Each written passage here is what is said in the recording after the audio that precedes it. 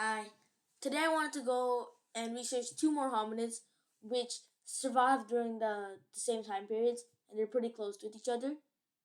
But if you haven't watched the previous video that comes with this one, I heavily recommend that you do because this is a more in-depth dive into why they survived and how they survived and more into features. So if you want to watch this video and you haven't watched the previous one, just know that there's going to be many terms which you don't actually understand. Maybe. Alright. So I want to just quickly jump right in. So we're going to be focusing on two: Australopithecus africanus and Paranthropus robustus, right? So the first one we're going to be focusing on is Australopithecus africanus, and it was discovered in 1924. They located it in southern Africa, which is a theme that you'll be getting to notice between Australopithecus afarensis and basically everything that comes after that. Comes after or before it. So they were about 4 feet 6 inches, and females were 3 feet 9 inches. That is the height of a kid today. That is very crazy to think about. And they were about 90 pounds and an average 66 pounds. Women, at least. So Australopithecus africanus was pretty similar to Australopithecus afarensis, which had like a combination of ape-like and human-like features. But compared to Australopithecus afarensis, Australopithecus africanus had like a rounder cranium housing a larger brain and smaller teeth, but it also had ape-like features like really long arms and like a sloping face. But we know that it was still bipedal, but it was kind of built for climbing, so that's one thing you have to keep in mind. They were still basically apes, not like what. And if you look at a picture of them, they look nothing like us. It's crazy. So the first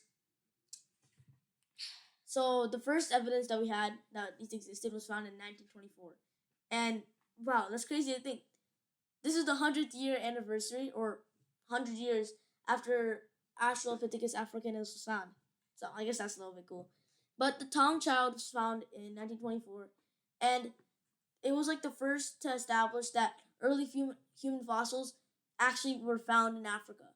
So Professor Raymond Dart described it and named the species Australopithecus africanus, meaning southern ape from Africa.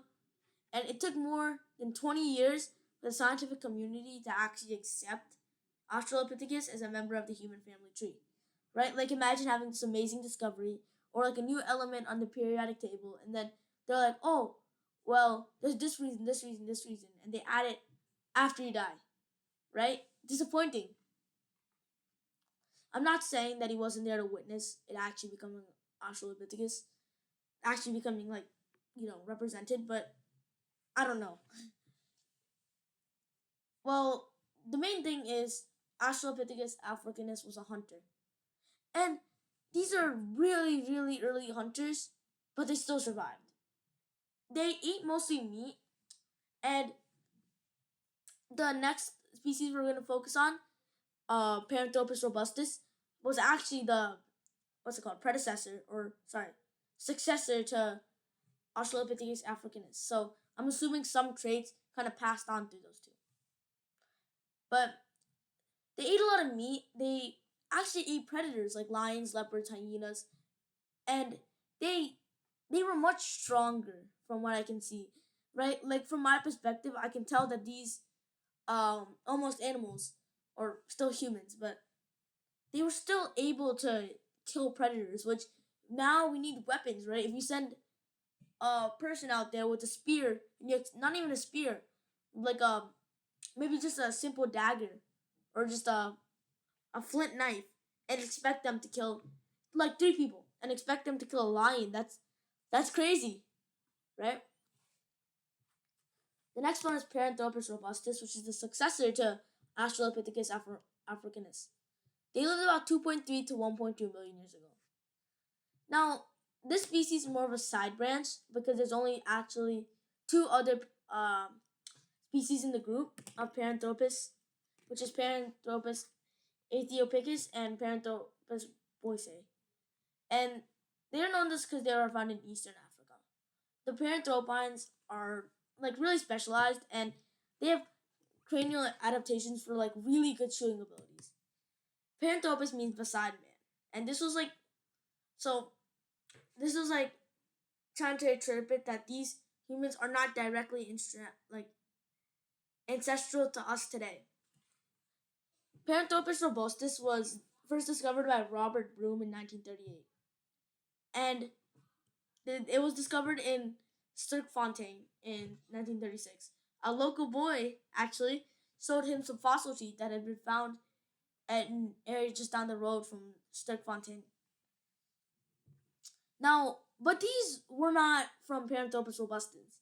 They were actually from Australopithecus africanus. So Broom actually kind of looked around the spot of Cromdry and they found numerous teeth and cranial fragments from this hominid species.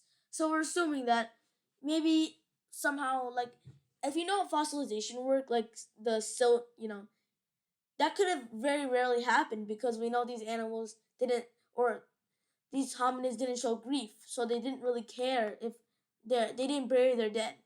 So we were very lucky to find this fossil.